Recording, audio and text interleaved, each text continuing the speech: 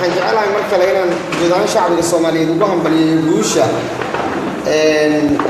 laga gaaray doorashooyinkii ka dhacay maanta magaalada Muqdisho waxaan hubaa waxa aad maqlaysaan waa asaas xoog leh ka dhacaysa magaalada Muqdisho waxay tani ku tusinaysaa guuldarrada soo wajahday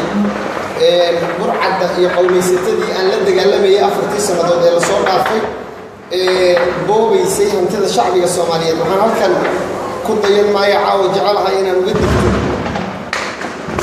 guud ahaan burcaddii adduunka agagaarkiisa joogtay ama dushiisa joogtay ee taageerada qabyaaladeed siinaysay maamulkii xasan sheekh madaxda ka ahaa caawa keenaya inay hurdadu idinku yar tahay waxaan leeyahay Allahu akbar waa maqlaysaan waxa rasaas ay dhacay caawa magaalada inaka haysanna inaga caawa wixii ka dambeeyo maalmahoodii waa dhamaadeen macallinkii waa iscasilay macallinkii waa tarbiisay macallinkii burcadda hogaamiyaha u ahaa macallinkii diidanaa Soomaaliya inay ciidankayga ay caawa rasaas ku ridayeen magaalada Muqdisho ay leeyihiin waxaad halkan arkaysaan inaan isbeddelkii aan ku taabaynay jamhuuriyadda Soomaaliya inaan ka dhalinno muddo dheer oo aan kula jirnay dagaalkii aan kula jirnay kooxdii damujadiid damujadiid ee la baxday kooxda qabyo caawa shacbiga Soomaaliyeed meel kastoo ay joogaan waxaan uga hambaliyaynayaa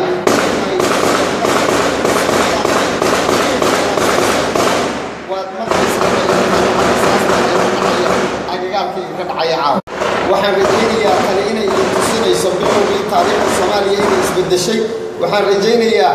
in aad markayga ii hambaliyin doontaan horaan idinku sheegay 4 sanadood waxay ahayd enough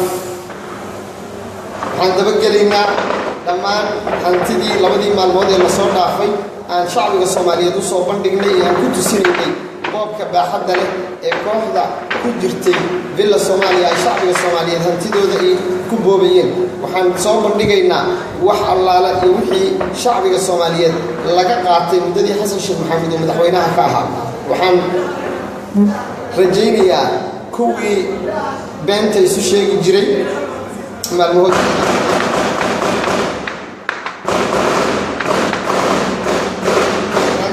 waxay qayb ka tahay inaad garato dunuubtii aad fashay shacbigana aad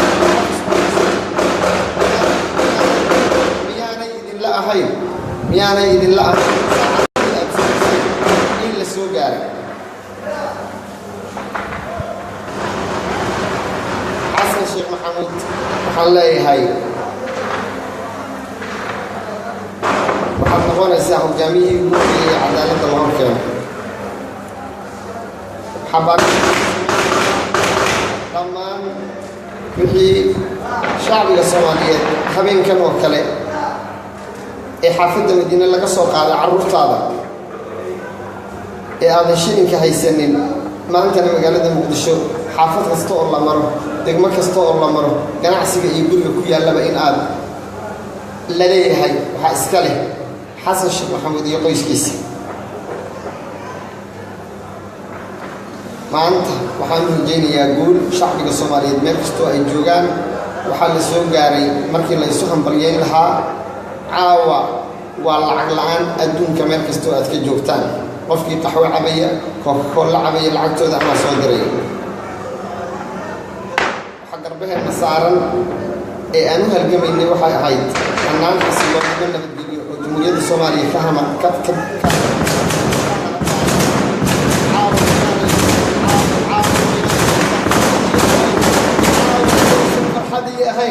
isbeddelka taariikhiga ay ka dhacay Soomaaliya caawiyaysan farxad iyo guul ahayn 3 sanadood iyo dhowr bilood oo aan la dagaalamay villa Soomaaliya ku jirtay wixii gaadiid iyo guryo ay boobeen wixii hanti guurtay iyo maguurta ay boobeen dhammaantood dib baa loo soo celinayaa dhammaantood waxaan shacbiga Soomaaliyeed ka ballan qaadaynaa in dib loo soo celiyo adduunka meel kastoo aad ka joogtaan waxaan idin leeyahay caawa inaad seexataan maaha waxaa la doortay hogaamiyihii aad sugayseen waxaan si hordhaca ugu hambaleynayaa inta u hamuun qabta Soomaaliya inay xamido inta u hamuun qabta Soomaaliya inay xorowdo ka xorowdo cadowga ka xorowdo gumaysiga ka xorowdo Soomaaliya noqoto Soomaalidii la yaqaanay hambalyan idin leeyahay hambalyo waa ay kan waa joogaa waxaan idin leeyahay hambalyo waxaan dhex taaganahay haddaad ku qancaysaan iyo haddii kale caawa aniga guushii aan sugaayey waa dhaliyey Samsam your friend saaxiibka is gone for good and he will be held accountable waa fahamtay soo maaha waxaan hubaa wixii aan ku taamayey muddada dheer Soomaalida aan ugu baaqayay caawa inay hayaan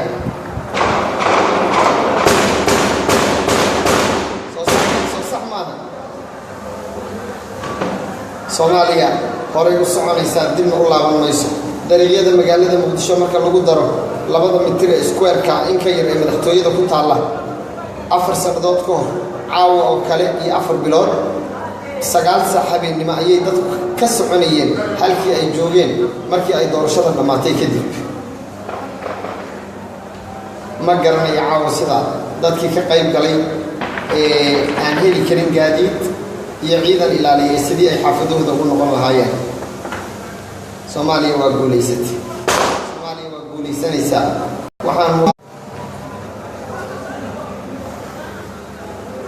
waxaan fursad u siinayaa dunuubtii aad shacbiga waxaan fursad u siinayaa caawa burcadii been abuurka ka sheegi jirtay laamaha warbaahinta ee dadka Soomaaliyeed ay isku dhaafsadaan deeqdii laga boobay dekada ee ciidamada loogu talagalay deeqdii adduunka uu ugu deeqay in Soomaaliya ciidamadeeda lagu bixiyo deeqdii adduunka ugu deeqay in Soomaaliya dib loogu dhiso kuwii jeebabka ku shubtay maalmahoodii caawa waa dhamaadeen miyaysan idinla ahayn doodii aan hayay 4 sanadood iyo 4 bilood ee ku aadanayd waxaa la arki jiray burcad ka duwan tan maanta aan aragnay ganacsato tuuga ah waxaan aragnay dan iyo maslaxad ay keliyihiin shacbiga Soomaaliyeed inaanay jirin waxaan rajaynayaa shacbiga Soomaaliyeed caawa inay guuleysteen waxaan idinkugu hambalyeynayaa guusha laga gaaray doorashadii maanta dhacday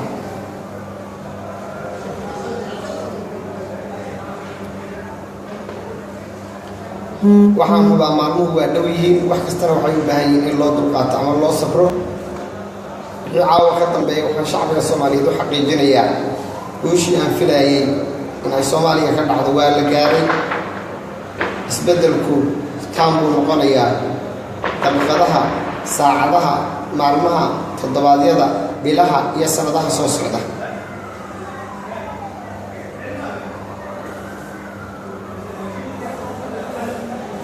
iga guddooma salaan kal iyo laab ah waxaan u dirayaa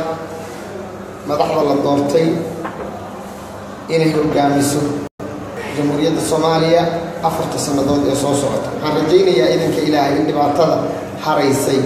nabadgelyo xumada abaaraha ka jira Soomaaliya inay ka shaqeeyaan dharka u gashadaan u istaagaan sidii loo badbaadin lahaa shacbiga Soomaaliyeed karaamadiisii loo soo celin lahaa wixii caawa ka dambeeyay waxaan idin xaqiijinayaa sidii aan u gashaday tuutaha waxaan idin xaqiijinayaa ay ahaan doonto inaan ka qaybgeli doono adeegga iyo badbaadinta shacbiga Soomaaliyeed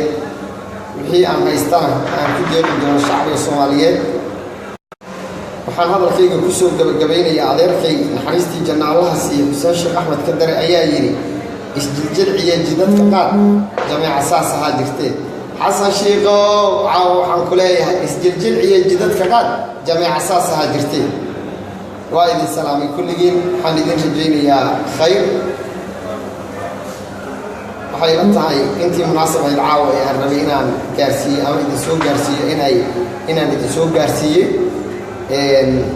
waxaan idin rajaynayaa guul taama inay shacbiga Soomaaliyeed gaari doonaan caawa saaxiibadii kala jooga magaalooyin badan oo adduunyada ku yaalla waxay ila tahay muddadu inay ku xumaan doonto marka lagu daro macallinkii ku jiray madaxtooyada soo sax maaha hawshu waa dhammaatay anana waa guulaysanay soomaaliyana waa guulaysatay guul ayaanu helnay meel kastoo aad joogtaan dabaaldegyada ka soconaya magaalada rasaasta ka soconaya ciidamada qalabka sida ee Soomaaliya ay caawa ridayaan ma malayn kartaan waxay qayb ka tahay hambaliyada madaxweynaha la doortay loo diraayo waa ku daayay waa idin daayay xanuunkii iyo dhibaatadii idin haysatay caawa wixii ku horreeyay maxaad ku hadli doontaan ayaan leeyahay kuwii been abuurka aflagaadada cayda noo soo marin jiray inaanan tegi karin magaalada muqdisho inaanan shacbiga Soomaaliyeed u adeegi karin maxay caawa ku hadlayaan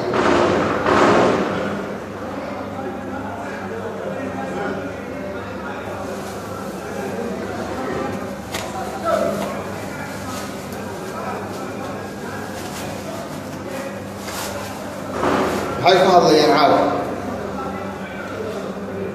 waxaan idin leeyahay waa idin salaamaya kulligiin guushii aan filaynay waa la gaaray burcadiina waa ka baxaysaa toddobaad gudihiis madaxtooyada bila Soomaaliya ha guulaysato Allahu akbar Allahu akbar Allahu akbar walillaahi alxamd wa salaamantiin